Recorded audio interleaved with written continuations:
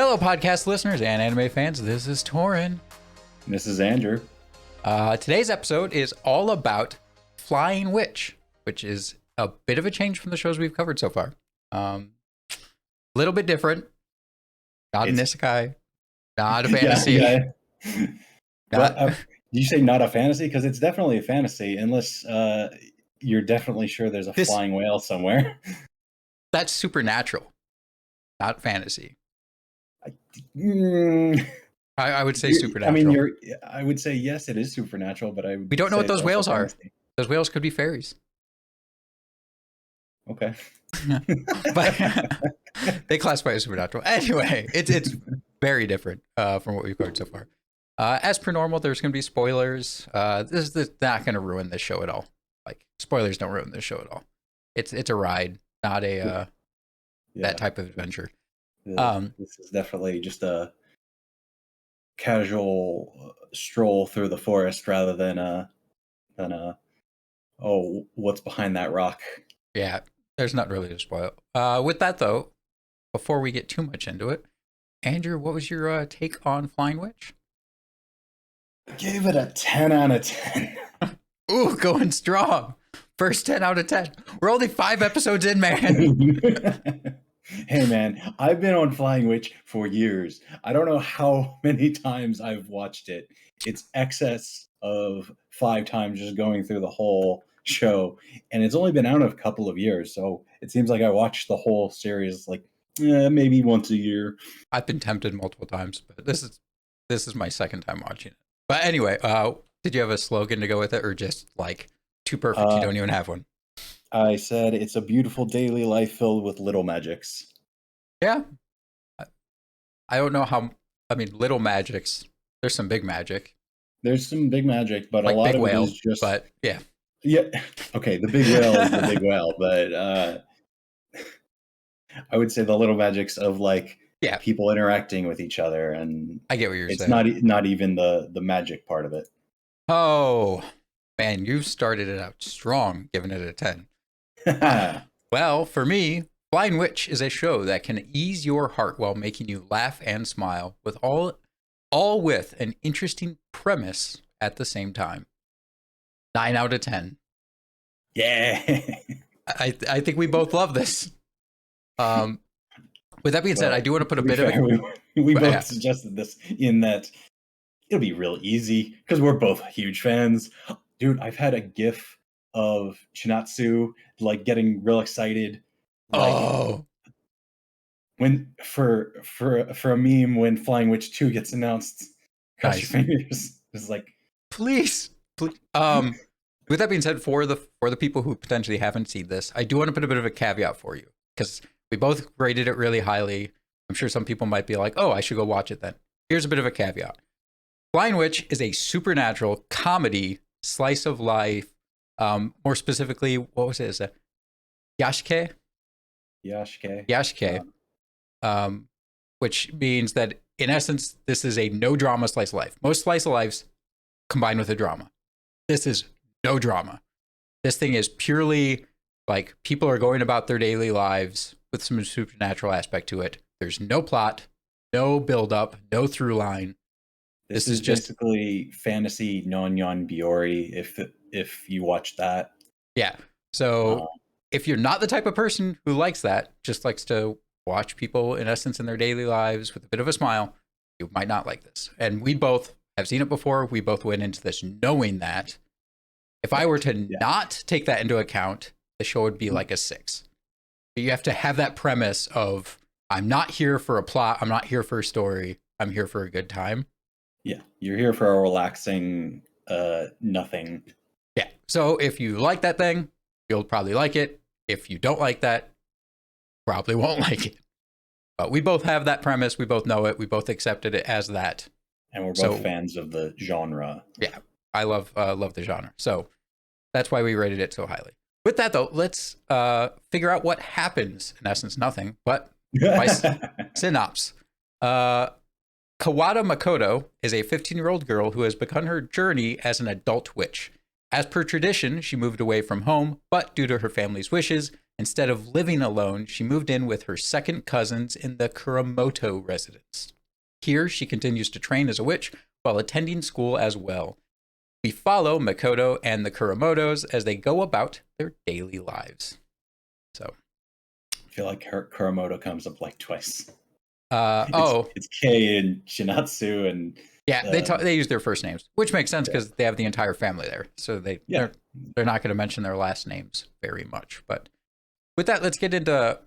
We don't have much plot wise to talk about. Let's get into a few things though. For one, the world building, because it has a supernatural aspect to it. So there is world building they have to do. They can't just drop you, into a Japanese countryside and you understand everything. They had to add a bunch due to the supernatural aspect of it. And let's talk about the witches in particular, because they play a large part in this, but they also... There's quite a few witches in this. Yeah. They also kind of don't, because, as we mentioned earlier, they don't do anything crazy. Well, they do a few things crazy, but... It depends on your definition of crazy. It's... Yeah. You've done something impressive, there's those, but you've done something that moves plot forward is not... Yeah. Or, like, end the world crazy. Very much. So first off, they specify that witches are not uncommon, because the one person asked, I forget who asked the question, but they asked the question. Probably Now. They were explaining it to Now, who knows nothing about witches, probably. Well, I think Now asked her during the opening ceremony for school. Yeah. I think that's who was asking. But anyway, she asked, like, are there a lot of witches? And she said that there's more than you'd think, and that in this specific region, there's a bunch of them, because that region's very prone for them to be able to do their magic. Like, it's, not a lot of people, blah, blah, blah. So they're not uncommon, which is weird, because they say that they hide themselves from people outside their circle. So it's not that witches go around and hide that they're a witch. It's that they hide their witch from anyone who's not also a witch. Or fairy, or your family, or you've randomly told Now that you're a witch and you weren't supposed to. Yeah. Though, based on how comical Makoto is in some of her klutziness, I would say, she would have found out within like the week. I mean, the way they revealed it is still kind of funny, because the first episode, you're just like showing up on a broom. Yeah, because you have Kei, like, Kei knows, and it's not even a concern to him. He never brings it up, never talks about it, and just ignores it. And yeah, she just flies over with Chinatsu on the broom, hovering above it, and Kei's just like, oh, speaking of which, there they are. Just... Right. Yeah, like, totally unconcerned. And Now is like passed down on her feet. It's like, what the heck? Someone's just flying on a broom above me. What? And I really like that scene because you spend the first 15 minutes of the show seeing no magic in this show called Flying Witch. For a show as a fantasy, there's magic, but you don't really know the plot or anything. You get nothing for 15 minutes. What do you think about the reveal of it? Because the reveal of it's just that she starts hovering on the broom.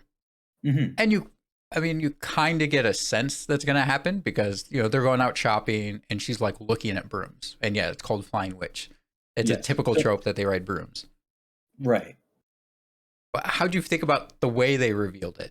I mean, I thought it was a pretty nifty reveal, because it is she's just looking at brooms. It mirrors the feeling of the show, kind of, because it is just, here's a little bit of magic. Nonchalant.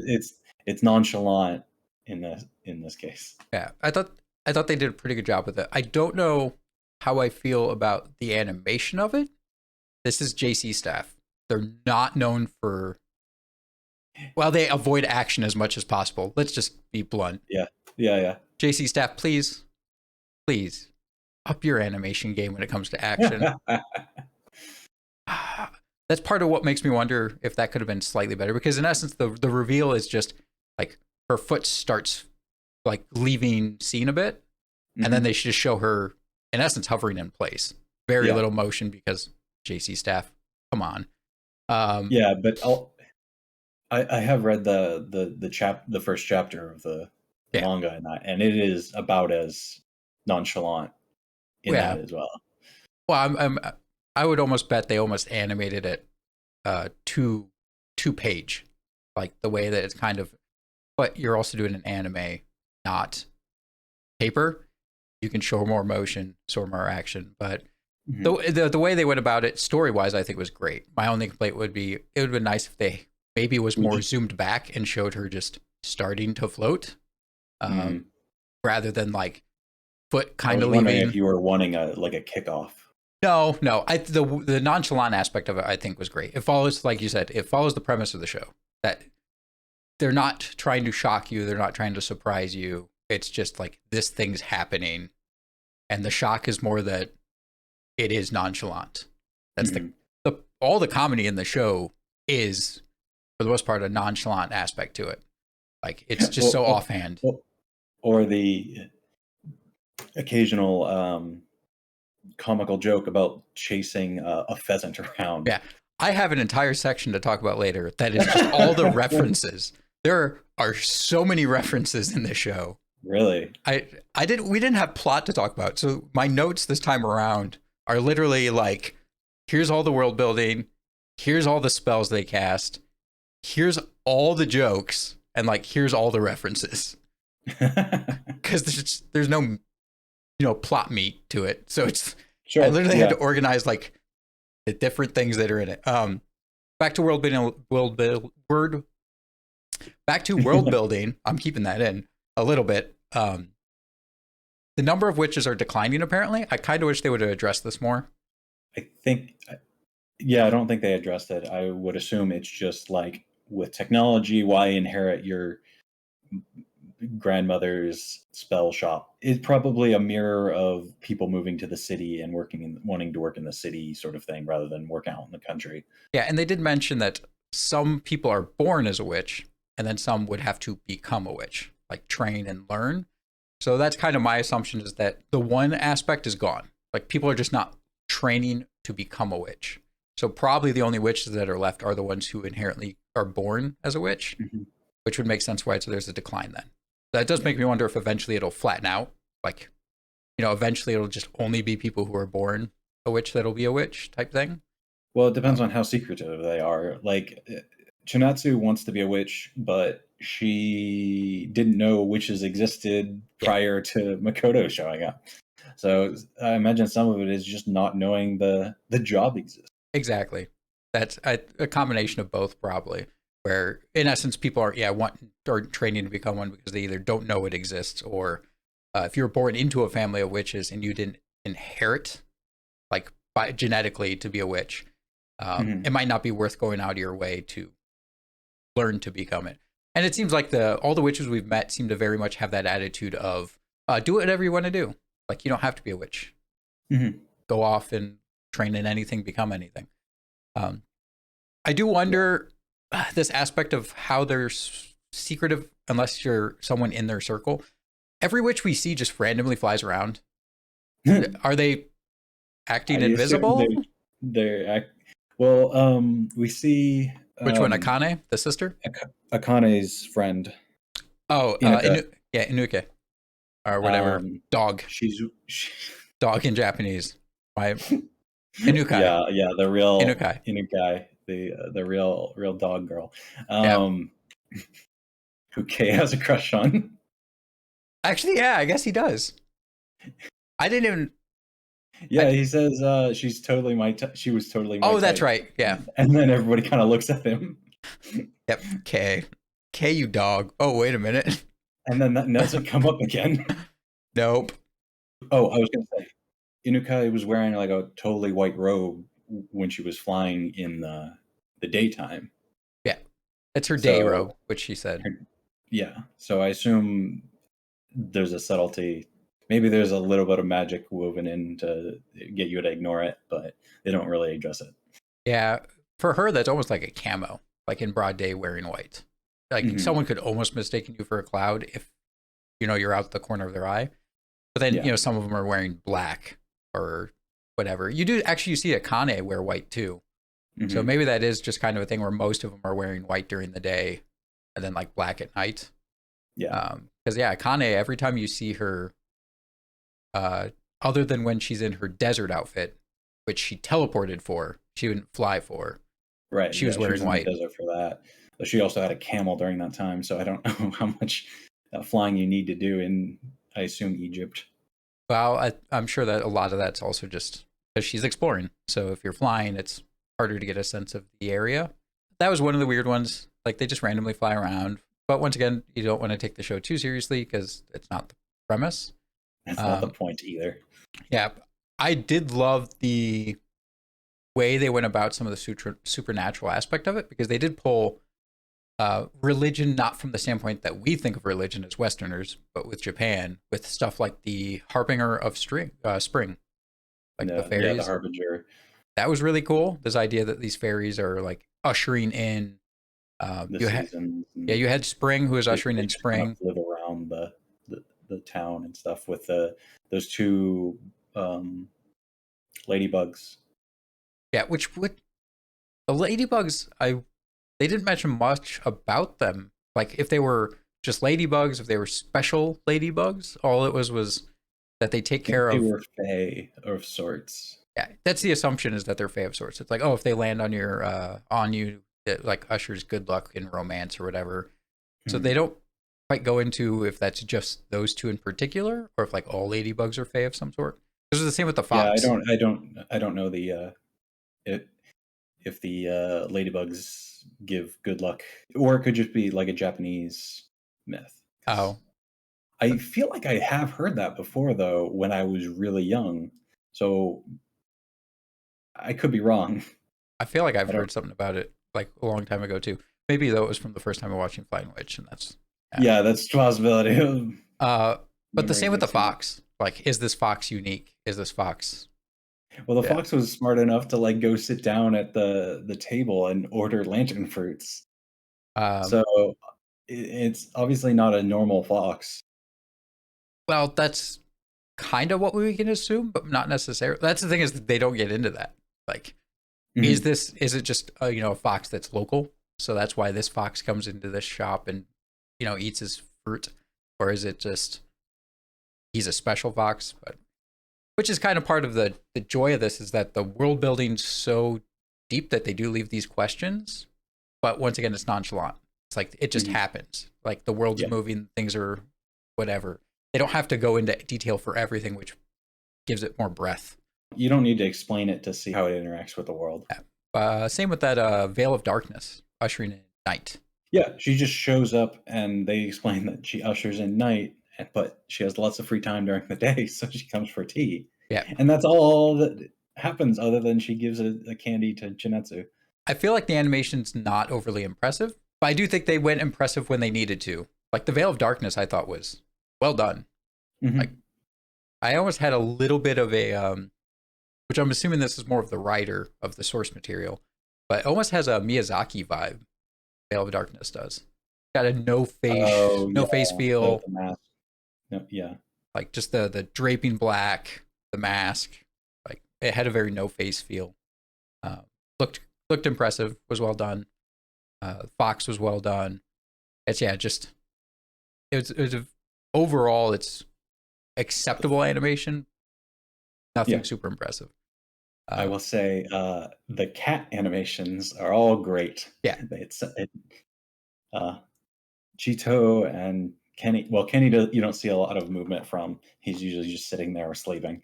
yeah. Uh, they Cheetos all more. look like You could tell that must have been what they put most of their work into was the cats. cats or animals in general. Al's the hamster owl, like when he's doing his flip down onto the table and Mhm. stuff. Like it all, Oh, yeah, well, they oh, you said owl. yeah. Thought you said owl, and I The was like, owls, eh. Anzu's familiar, the owl?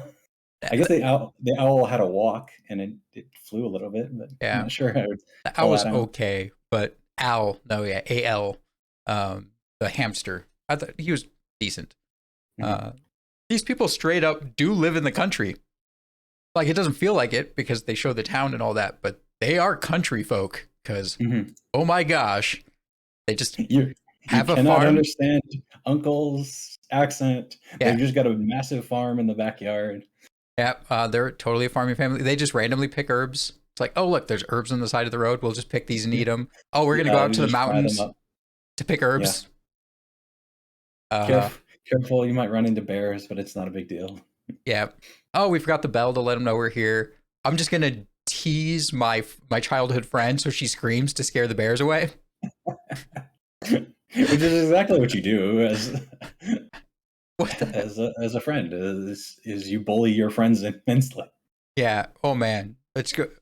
Like I said, I have a whole section just to the comedy of this. So I'm kind of trying to avoid talking too much about it right now, just to get into it later. Okay. But that whole aspect of living in the country, it's almost kind of goes with the show's premise too, where they're very nonchalant about it because they are not like country. Like they're not, out in the boonies, little village. Like there's a decent Well, town. I mean, it's kind of Japanese expectation of country, not the American expectation of country where there's nobody there for 40 miles because you own all that land. Very different from, the country I grew up in the US, Mhm.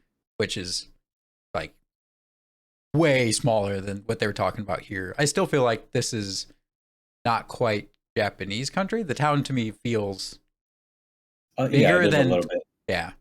I don't remember exactly which town they said it was, but They, it is a not a major town, but it is a good sized town. recognizable. And part of me wonders if they're a farming family, so I almost feel like that town's probably grown up around that family, like and is growing with them still being and living there because they said their house is hundreds of Yeah, years like old. Andrew mentions how old the house is and if she can take a bunch of pictures. So I think they mentioned the house was also Meiji era, which would be over 100 years old then. Mhm.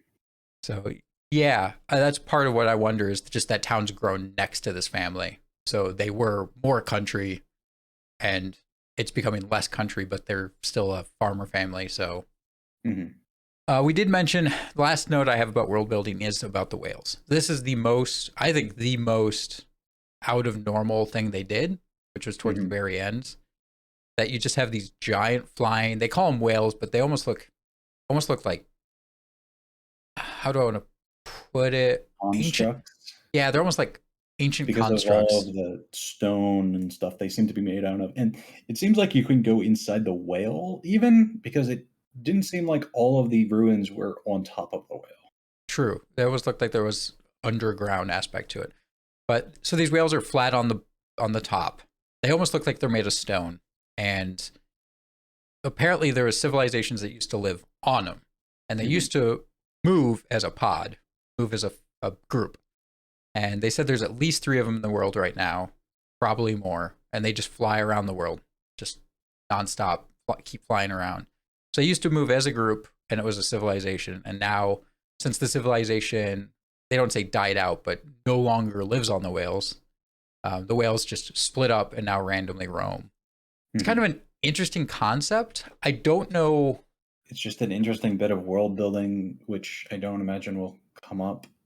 Probably not. It would be interesting if it did at some point, even if it was like offhand. You can tell that it's explaining that the history of magic goes far beyond what anyone's memory or knowledge of is. Yeah, they've been around for a long time. Like this is not Back when we new. still carved things into walls. They do offhand comment it as well when Akane um, asks Kenny like, "What year is it?"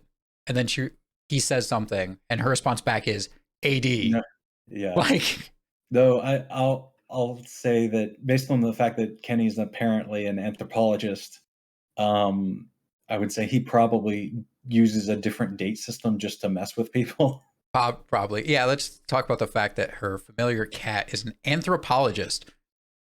Like, Probably published. probably published actually. Apparently has been, well, actually, probably not published in standard world, probably published in the Not supernatural likely. world. Because No, yeah, Kenny seems to know more about it's the the whales. magic world. They specifically say that Kenny has been studying the whales and that civilization. So that's like his specialty in anthropology. It makes you wonder about the familiars. Right. Yeah. You don't really have a reference for how old the familiars are. The only reference we get is that Cheeto, she Cheeto. is 17, Yeah. and like when they make Eh, jokes about Cheeto being a granny, like mhm. is very stubborn about it. And they say that the familiars are different from like real world animals of their type.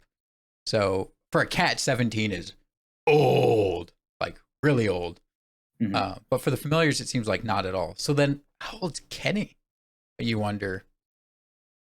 It's like, do the familiars arise and are born like close to the age that they're summoned? Or is it that they just latch on? Because if it's Yeah. the case that It's they a latch on, possibility that Cheeto is I'm gonna call her Cheeto. yes, um Cheeto-san. is a younger familiar while Kenny is like an older. Yeah, we have no reference for if the familiars are related to the age of the witch. Yeah, Kenny could be from the Meiji era for all we know. Yeah. Like Kenny could be 100 years old. And that could partially be why like specializes in anthropology and all that is if you've been around that long, just had time to study. And but all right, let's get a little bit more into uh some of the magic since we were talking about the whales. So spell wise, they do a few spells. Um, the first one that we really see was the summoning ravens spell. Nifty idea, simple magic, which is cool. Like they're just giving us these little toe dips. And they even give us the thing of like, hey, people used to use this in wartime, like to use the ravens as like messengers and stuff. You would use the Mhm. spell, raven would come, then you could have the raven like deliver a message, whatever. Right. But yeah, and then we see Akane in true Akane form forget something, which is, oh yeah, if it's a witch's hair, the smoke will be black and summon like a whole bunch of witches.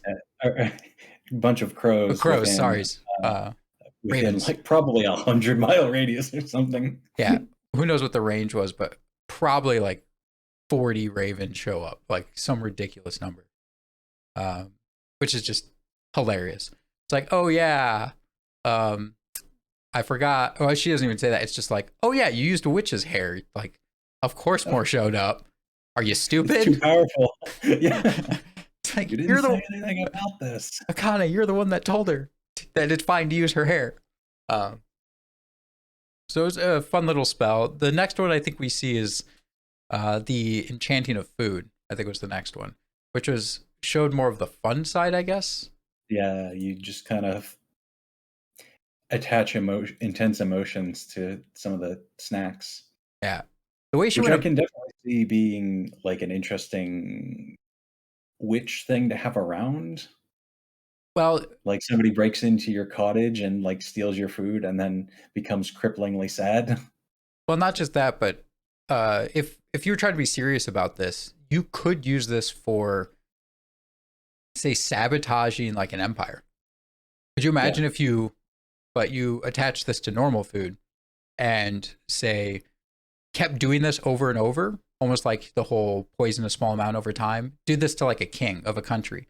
Constantly make it to where he cries about everything. You Mm. could ruin the image of like a leader in a country. Or do the opposite, make it to where he laughs at everything. Could you imagine if the ruler laughs at everything that his like Mm. peasantry comes in and asks him for? He's just Yeah, constantly laughing.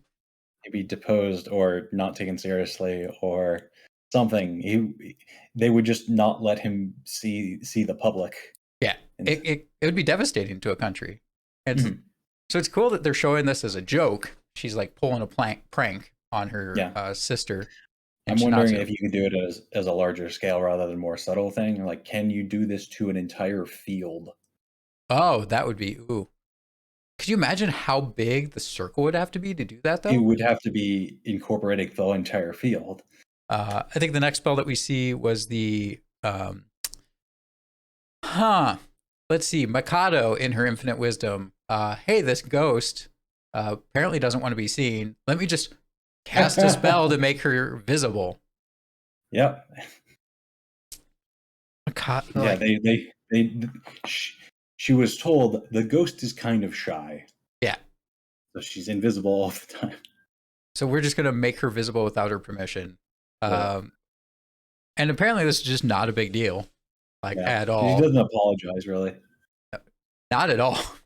It's just like, oh, okay, oops. Did I do something wrong? They just don't mention anything about it. That one's nifty. That one, I mean, that one I don't see as much use for, but it was a nifty little spell. It's like, okay, something invisible, now make it visible. I would assume there's a time limit on it or something, where it's like X amount of time that thing can't become invisible again. Because we don't see her go invisible again. Yeah, immediately. So Quite a while, actually. I don't think Mhm. she stays visible for quite a bit. Because I think the entire time all the other guests are showing up, right, she's wearing the mask. yeah, she's visible. Nifty little spell. I didn't put down any other spells, but the big one, Akane. I will say this show does a great job of giving all these characters depth from a personality standpoint and maintaining it. Because Akane in her stupid wisdom again is like, hey, I'm going to play around with the spell that just changes the color of water because it sounds interesting. Right, yeah, and then she turns like the How she test it? Yeah, how does she test it? No, does she take like a bowl of water and put it in to change the color? No, she goes to China, out into a big body of water, or Thailand. I guess it was Thailand. They mentioned China and Thailand so much for her, and Africa. But she went to Hong Kong to see Jackie. Yeah, she goes to Thailand, goes out into this giant body of water, which I would assume goes out into the ocean. Like this is an inlet with whatever. I assume it will stop at some point because obviously it wasn't concerned with the sky. Well, the thing is, she wasn't even. She thought it wasn't going to last long. I think it was the big thing. She like poured it in. She's like, oh, it won't last long.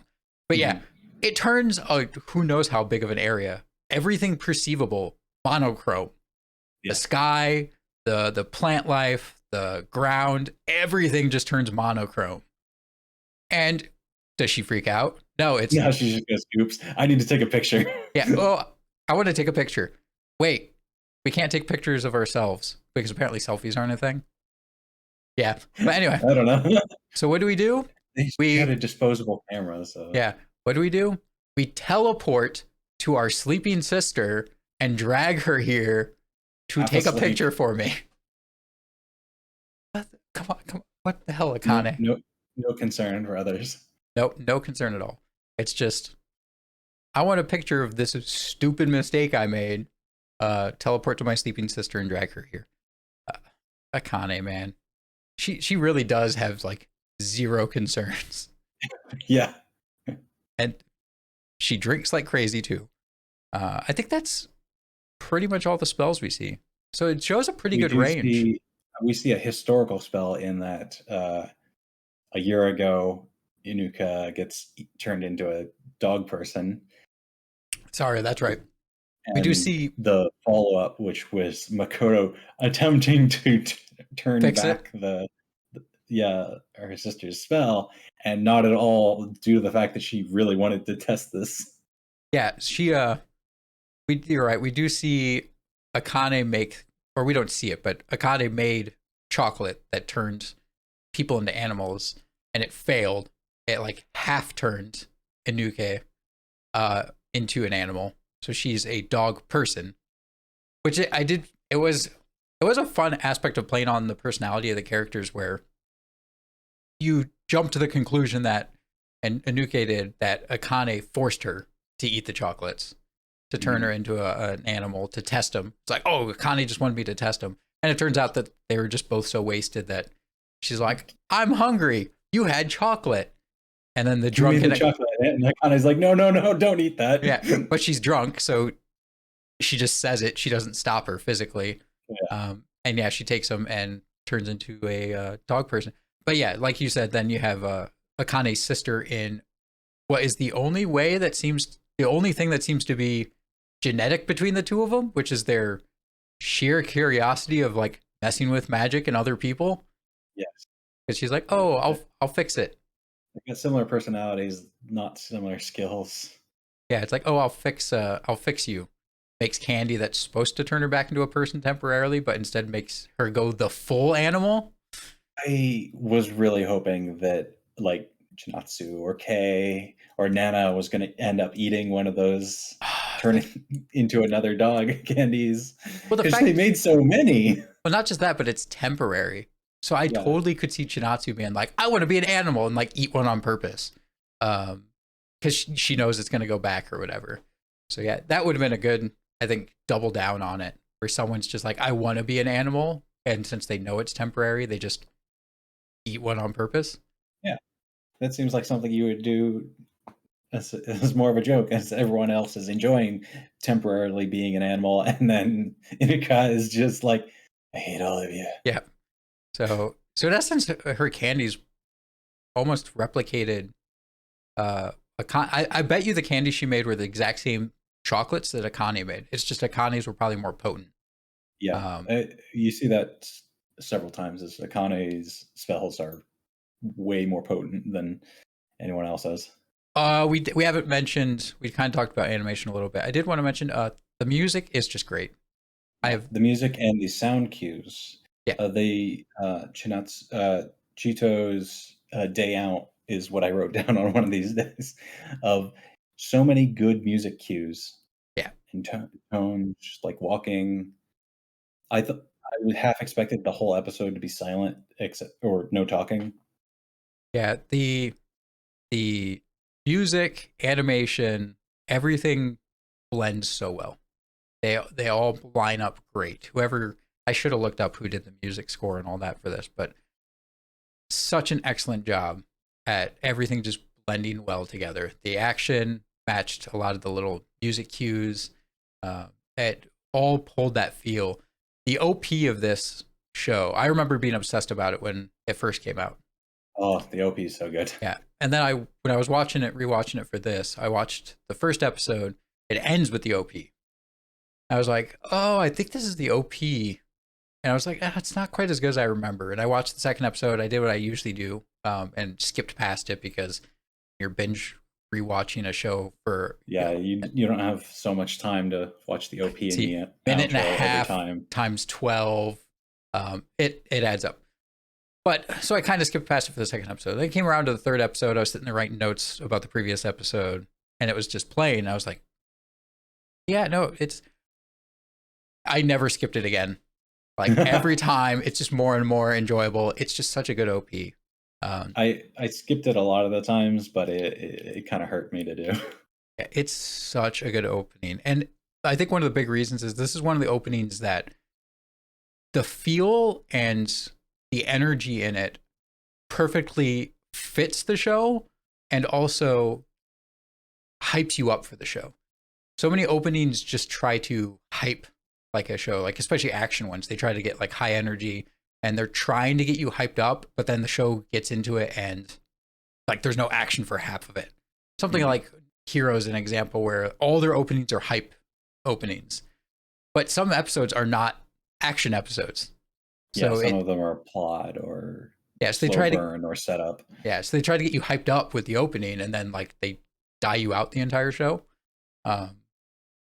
But this one, since no show, they're all pretty much the same feel and energy. It gets you ready for the show, and it flows into the show every time. So it's such well done. That's the music in all of this, where it cues you along. It helps with that energy and that feeling. Excellent score. Mm-hmm. Speaking of hyping up, though, the only time Kay ever is hyped or energetic about anything is donuts. Hey man, we saw him do karaoke that one time. Oh, true. But we didn't see it. They showed a quick clip. He's total chill man. The entire show, for the most part, is even when he says, "Oh man, Inuka is totally my type." Total flat. He's not blushing. He doesn't blush or react in any way when she comes by again. When Akane sees Now and Kay talking, and then does that crawl up to him, and goes, like the elbow nudge attitude. It's like, oh yeah, and then Kay comes back and like, oh, Akane thought we were dating, and Now has a bigger reaction. Yeah, he doesn't react to anything. Like no, that was normally the only time he reacts is the donuts. And you don't even realize that that's where he's going with it. Where they're like, oh, you have to get me donuts and then I'll go with you. And all like his reactions, I forget what his exact words are, but Oh, that like, something like that'll be a problem because I want donuts too. yeah, it's like you think it's going to be a problem for something else. And he's just like, I want donuts too. It's like the only actual reaction out of him. This is like episode 1. I was like, man, that's the only thing he ever hypes up about. He's such a straight-laced character, which is part of the humor and nonchalant aspect of this whole show. Yeah, normally in most animes, especially with this many girls, the one guy would have blushed at some point. One of the things that I want to get into real quick is the foreshadowing. This stuff is all under Hitpix, but the foreshadowing, there's a little bit of it. There's not a lot, but a little bit. And one of the ones that super impressed me was Shinatsu on Cheeto-san's Day Out. Shinatsu's following him around, and at the one point, the old lady's like, "Hey, there's something in your hair." Yes, and she's like, "Oh, I hope it's not a caterpillar." Turns out it was a that whole episode was mirror. Yeah, it was amazing. It was so good. They mirrored the entire episode. Later, it's the same thing where right after the cherry blossoms, the sakura, Makoto is sitting down doing her break. Noah shows up and scares her. And a caterpillar comes up and now immediately freaks out because it's a caterpillar. Yeah, it's like that whole episode was mirrored, and it was impressive. The entire like first half is in essence a foreshadow for the second half. Oh, so masterfully done. The writing in this entire show is masterful. And we'll get into that with the comedy and references, which I think is pretty much all I have left comment-wise. Let's get into some of the comedy, and then we'll kind of end with references because there's stuff that we can dig into with those and a couple discussions with those. First off, like comedy, because we touched into some of this. The writing's masterful. They get into wordplay a bit, which is hard for us because of translation, but you can tell it's there. The whole joke the entire time about Kei being a girl, which he's good at cooking. He's good at gardening. I think he can sew. I don't know if he can sew. No, I think they said they were going to teach him to sew, and then he would be even more of a wife. Yeah. So it's not that he can; it's like we'll teach you, or he may ask to be taught. The one I loved was he asks, he's talking to Mikado about, oh, can you cook? And she's like, no, I can do sweets. He's like, oh, you should teach me sometime. And she's like, yeah, you'll be even more feminine. Right. It's like, nice, constant joke with that, and it hit me a bit because that's kind of how I was when I was in high school. I could bake, I could cook, I knew how to sew, I knew how to knit. Like, it was literally the way I was, where it was like, well, I know a lot of these things people say are feminine. Nowadays, I love it because living on your own is great when you can do all that. Yeah, and you can sew all the holes in your own clothes. Yeah, patch them all up. But it was just great because it was the constant joke of like, you'll be a great wife. They constantly say he'll be a great wife. Yeah. And it's just, they lace it so well across the board. This isn't like a one-time thing. It's like little jokes the whole way through. I did love the little jokes that were inserts. One of my favorite one was when she was going through her boxes and opening up her boxes, a dowsing rod comes out. It was like, what? Why do you need this? And she does the same thing that I do, which is go through old stuff and then get distracted by, oh man, I remember this. Yeah, what is this notebook for? I love those little jokes that the entire time she like pulls out a map and she's like, oh, like I don't remember where this is. Where was this? My looking quick glance, I'm pretty sure that's where she is. That was from her childhood, living there before, like visiting the cousins. That would make sense. So she's like, I wonder what town this is. And it's like, pretty sure that's the town you're in. That would make sense. Offhand comment. And then the dowsing rods come out and you're like, oh, nice joke that like dowsing rods are magic. So she has dowsing rods. Mm-hmm. They do little jokes like that with stuff she's pulling out where it's, she's either stupid because it relates to like her current situation, or there's stuff that's like real world items that are quote unquote magic. Constant little Yeah, jokes just there. need some magnets. Uh, on top of that, you have yeah, Akane making. Sorry, I didn't hear that Akane turning the whole monochrome was just a hilarious comedy joke. Uh, yeah, all the Chinatsu old man phrases is what I put down. So like when they're doing the whole like stone reading, and she's like smacks down odd or even. It's like, where'd you learn this? And when they're walking through the cherry blossoms, she's like, not nearly as pretty as you, Makoto. It's like, where did you learn a line like that? She's constantly coming back with like old man phrases and like references that Yeah, she obviously learned from TV, but it's just like coming from a little girl, yeah. hilarious. It's such an Oh, absurdity.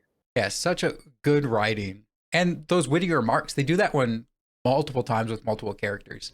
That whole idea, like Cheeto-san does the same thing when Now says like, "Oh, you're cute," and Cheeto-san comes back with the like, "Not as So are cute as you. you," or like, "Yeah, so are you," type thing. It's like they pull that all the time. Great little witty liners that come back, and it's great when they're involving the familiars because you only get half the conversation. You don't Right. Yeah. Somebody exactly. has to translate, or you just don't get any translation. Yeah, but you can tell from like their facial reactions or how they react. Same with Now when she says, "Like, Cheeto, did you put on a little bit of weight?" And she knows, like, climbing on her, like, I'm not moving. You see that response of There's, like, "No, you didn't," and then yeah, messes with her, climbs on her. It's like, I'm oh, not this heavy like as I'm climbing on you. yeah, the familiars are so well fleshed out. They probably are more. They're more of characters than the actual characters are for the most part. Like their Mhm. responses, how they're acting. You get a lot of facial expression out of them. Well done character wise.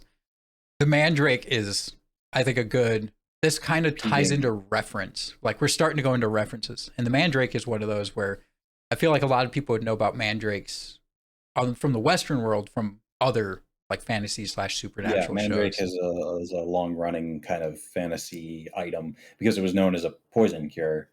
Yeah, and I'm sure in Japanese culture they probably is way more like background into this, but the way they pulled it was interesting. So one of the quote unquote nitpicks I kind of have was the fact that she like only covers one ear as she's pulling this thing out. Yes. Oh, I was gonna say, well, A, she only covers one ear, but you can kind of ignore that because she's a witch and is less likely to be affected by it. But immediately following that, you hear a scream, you hear screaming, and you see it passing through the whole town. Yeah, And the only people who react to it are witches. really, I did not Yes. notice that. Uh, you see Kay and Uncle not react to it, but you see Chinatsu turn around. You see Anzu turn around, Huh? and I think the I Inuke, think I think, was one of them yeah, flashed up. yeah, Inuke looks up a bit. I didn't I notice that think the the cats people. might. I didn't notice I that. knew it was gonna. I knew the scene pretty well because I've seen it a couple of times. Yeah, Um, I was like, wait, I should see if only witches react to this, and that's it's true. other than I guess the exception would be Now. Like she, Now was close enough that she could hear it, but the only people who reacted to the echo throughout the town were witches. yeah, I don't know. It's just it was one of those things where once again nonchalant, like, oh yeah, people like it can kill you. It's like, well, you didn't verify that Now covered her ears, so you could have straight up like you're just hoping she listened to you and cover your ears. But that's interesting that only witches responded. But that was one where it's like, okay, that thing is loud. Like in other media, it's like, oh, these things scream really loud. They showed it like potentially being hearable, like you could Through the hear it like a whole mile away or no more. miles and miles away. That thing is loud. The way they showed it, I thought was cool. The animations for the eyes, the sound that it was making, I thought that was really nifty. It's just I was like, what? That's another nonchalant, like, oh, this could potentially has a chance to kill you. They didn't say like it will kill you if you hear it, but like there's some percentage chance, depending probably who you are or whatever, that it'll kill you. And she's just nonchalant about like, hey, cover your ears. Didn't verify she did. and just pulls it. And then later, let's check up on like the one she planted. It's like, let's check up on it. No. No, I'm fine. I'm fine. Don't just randomly pull. I don't want this horrible, creepy, moving mandrake you've pulled out of the ground. Yeah. Yeah, let's get into references. This kind of leads into that. Mandrake's kind of a reference. The first reference is Momotaro and the pheasant. That whole scene. Right. Did you look up Momotaro at all? I actually had a children's book for Momotaro as a child, so I know the story by heart. Yeah, that was a solid reference. There's a few that were, in essence, Japanese references, where either I had to look it up or it's not something that's too popular in the Western world. That was kind of one of them. The way they went about it was a little, like, it wasn't a direct reference. In essence, it was like pheasant, Momotaro. It wasn't a one-to-one reference. They just mentioned it. Yeah, I think the idea of Momotaro is so ingrained in Japanese culture that you kind of just have to mention any aspect of it. Yeah. But the whole pheasant scene was just great, and they pulled the rug joke of like, hey, she's chasing this thing for too long, like she's way too obsessed with it, and then the dad does the same thing. It's like, pheasant, takes off to chase the pheasant. Their dad, man. Everybody chases the pheasant except Kay. Yeah. But their dad's like, wow, Makota, you've never seen a pheasant before. Let me go catch it for you. And just goes crazy. Dad is definitely a country person. Like, definitely a country person.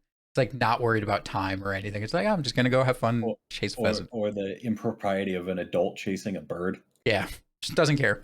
The next reference they make is the Jackie Chan reference. I was super stoked about that one. Forgot that was the thing. They kind of just mention and then move on. Yeah, it's like, oh, I left high school to go to Hong Kong because I wanted to see Jackie. That's like it. That's all they... You did, and then you kept leaving? Like, you didn't come back? Nope. She just started traveling at that point. She's just too good of a witch. She's like, why do I care? I'll just go be a witch.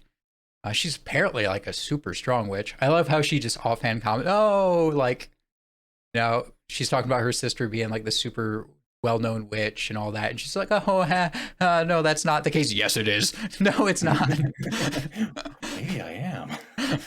No, just the trying to be humble, but like humble, but not immediately disagreeing with your own. Yeah. The second reference was Chinatsu's goals. I don't get one of them directly. So they mentioned Chinatsu talks about her goals. Yes. Like, what would you do? What do you want to do as a witch? Yeah. First one is make a pumpkin carriage, Cinderella. Yeah. That one's obvious. Second one I didn't quite get, and that's control toys and having them dance. Mickey Mouse controlling Fantasia or whatever. Fantasia. Yeah.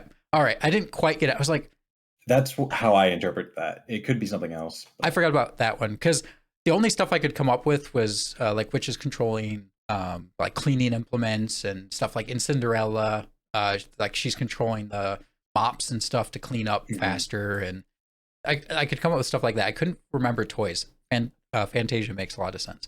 The third one was make it a candy house that eats people. Hansel and Gretel. Yes. That one was pretty obvious. Loved it. It was just, that was literally just reference bomb, like one after another. Just referencing the only kind of magic she probably is aware of is those three well-known like kids shows / TV and movies. Yeah. It was great. I just loved it. It was, and they're such subtle yet I mean, if you know that media, you would get it instantly. I mean, if you asked an 8-year-old what they would want to do with like Jedi powers, they'd probably answer defeat the evil empire or kill Darth Vader or fight Darth Vader. Yeah. Little direct references. The one after that, actually, I didn't know the order. I accidentally messed up a couple. They did have the one, what does the fox say reference for that song? Right. I think the show came out around the manga was written around the same time that that song came out. Yep. I was like, oh, what sound does a fox make? Oh, obviously it's con or a con. It's like, no, the fox barks. Just straight up barks. So that was a really fun one. I was like, haha, what does the fox say? Nice reference. Then you had the Animal Fortunes one, which is not really a thing for us in the Western world. but they did reference the animal fortunes. You sent me that link, and I filled it out. I'm apparently a golden fawn. Huh. For those Okay. who want to know. We looked up the animal fortune thing online. You can just Google Japanese animal fortunes, and the first I'll link put a is their link down. website. I'll put a link Okay. in the comment/description area. So if you are I'm curious, it actually was fairly accurate for me, I will To say. be fair, it is fortune telling, so it is kind of just like positive thing. Yeah. They might add a little bit of, I wouldn't say negative, but like hesitation or about your astronomy horoscope sort of thing. yeah, if you're into that type of stuff, astronomy, horoscopes, all that, it's just another, in essence, thing similar to that. Like I said, mine was somewhat accurate. I actually Yeah, was kind of impressed, but I'm sure a lot of that has to do with being generalized enough that it does fit pretty much anyone. yeah. I was a red wolf, but I looked up my friend for a different year, and he was also a red wolf, but his thing was entirely different than mine. Ah, So it is seemingly more personalized. that's interesting. I But didn't try to game it at all and like double check. check Yeah. letters based on dates and stuff, but Yeah. Either way, I'll put a link down below for those that are just interested in into that type of thing. I did find that interesting. That's once again more of a reference to Japanese culture. I'm sure people from Japan would have known it more. The one after that was a reference to Indiana Jones. That was fun. oh yeah, do you got to be training to run away from boulders as an Yeah. archaeologist, and it's like But I don't think real archaeologists do that. well, also it's totally wrong, which is why it's even more fun because she's a kid. So when they're like, "Hey, I'm an anthropologist," very different than an archaeologist. Mm, There, she's like, makes an Indiana Jones reference. Oh, so do you train for? I forget what the first one is. It's like in essence, dodging traps, and then yeah, the following up like running away from boulders. Straight up Indiana Jones references. It's like he's a archaeologist, not an anthropologist, but she's a kid, so she probably wouldn't know the difference. yeah, Uh, maybe. Though she was amazingly knowledgeable about pancakes. was she the one that told everyone? Yes. I thought Kay I wrote did. it down. No, Uh, Anzu was, and Kay asked her, "Do you know anything about pancakes?" And Anzu went on this whole big thing. oh yeah, on to that. I thought Chinatsu though was the one that made the references to Indiana Jones. Yeah, Chinatsu made the jokes about Indiana Yeah, Jones, that's but that's where I was getting about like not knowing anthropology versus archaeology. But yeah, that was just another fun joke or reference to Indiana Jones. There's so many in here. I think the last one was the gratitude of the crane that they referenced, which I oh did yeah, I did look up and read. I don't know if you I looked into also it. know that one from heart, but I don't know where I know that. Maybe the book I had as a kid was like Japanese, A bunch of different stories. yeah, fantasy, fairy tales, I guess, Japanese fairy tales sort of thing. It's I did love their way that they referenced it, where it's like, yeah, don't look in, and she doesn't. Opens the door immediately. She completely breaks the story, like doesn't follow the way the story works. Yeah, just immediately slams open the door. It's like that's what they did in the story. It's like actually, no, they didn't. But yes, you're a kid, so like, of course, that's all you'd pick up on. It's like, oh, they said don't go in or don't look, and like they looked. Mhm. So it was a. That's the thing is a lot of these references they do a good job in the writing of who says it, what perspective would they come from, and then they do that. So it's like, oh yeah, you're a kid, you're young, all you'd care about is they said don't look, and they looked. Like the actual way it went about, how they looked, how long it was till they looked, like you wouldn't care about any of You that. It's skip to the end of the story because I'm an impatient child and I want to know what she's doing. yep. It's like, oh, I need an excuse for why I want to look. Well, the gratitude of the crane, you mentioned that. That's why they looked. Slam open the door and look. Um, so there's so many references. I mean, when you consider that's almost a reference per episode, like that's ridiculous. That's a lot of references. But at the same Yeah. time, it doesn't feel that way. Like No, they're it so doesn't well feel like a written. reference show. Yeah. It's just like the way people talk. Like, hey, how about that thing we just watched recently? Yeah, it's so fairly realistic to real conversation. Where constantly when you're talking with your friends, someone mentions a line, you start breaking out in the song that like has that line in it, or like you respond back with a witty comeback relating to it. Or like somebody mentions they've got sore feet, and you go, "Oh, have you tried getting better glass slippers or something like that?" Yeah, yeah. Just they're so well done with that. The only real nitpick I only had one nitpick, and go figure, I'm pretty sure this was JC Staff. Way to go, JC Staff. Well, don't call them out just yet. No, I'm pretty sure this is them. The front of their house, not the facade, like what's in front of their house changes throughout the show. I am assuming this is their fault. I don't know the actual layout, but yes, I did notice that the house is a little. It changes a lot. Non-Euclidean, maybe. the blatant mistake of this, the one that made me go, wait, what the heck, is that they go help trim up the apple trees, and then like the episode after that, I think it is, when Now shows up. I think this is actually when Anzu shows up actually and is like taking the pictures.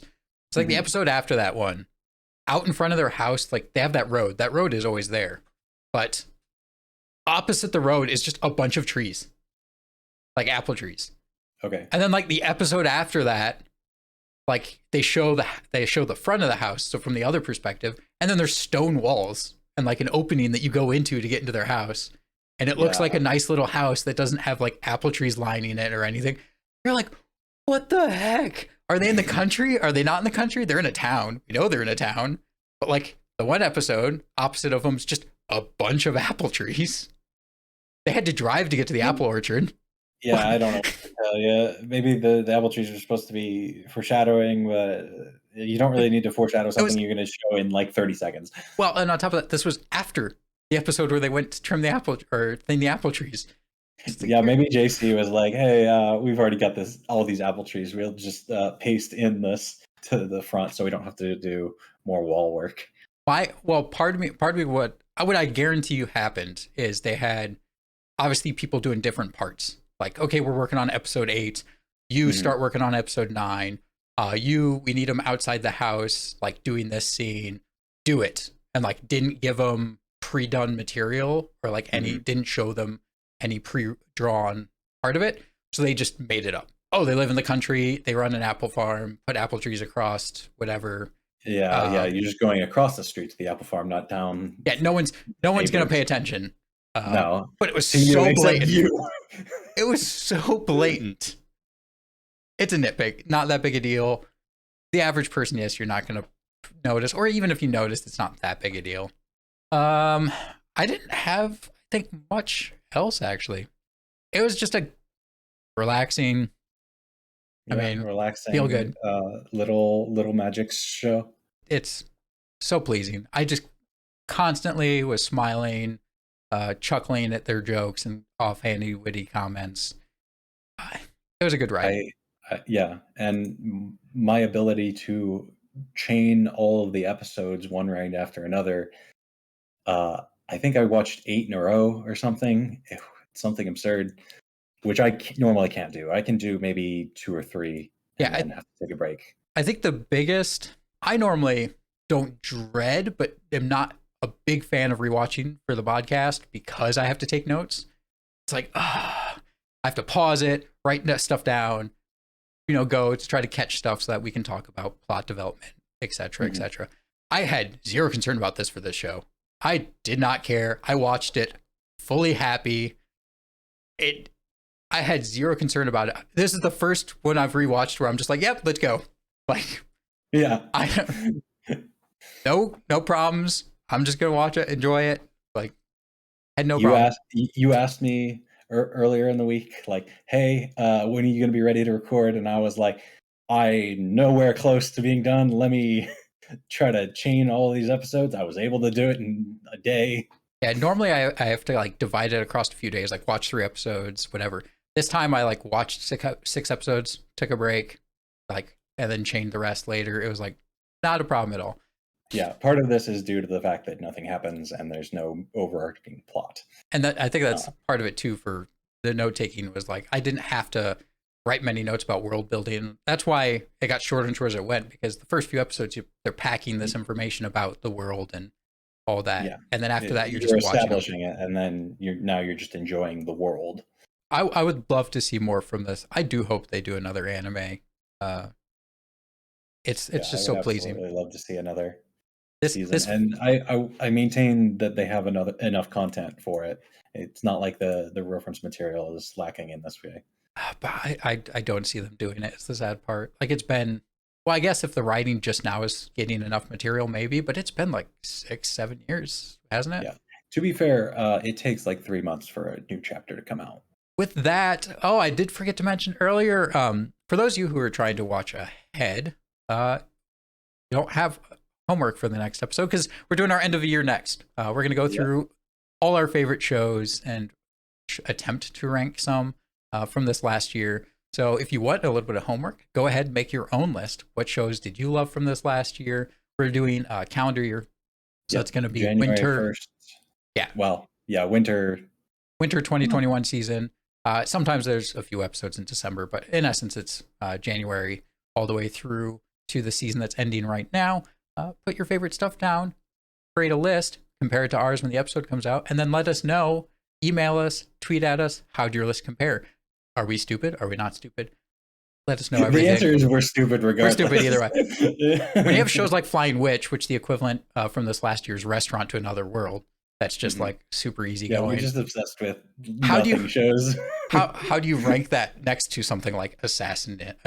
Like, so we're gonna attempt. These are our personal lists, but yes, do your own. Let us know. Email us at animedigression@gmail.com or tweet at us at animedigression and lay into us about how your list compares to our list. So get that ready. That'll be out in a couple of weeks. With that, thank you all so much for watching. Reach out to us. Hopefully we'll see you in the next episode. Bye. Bye-bye.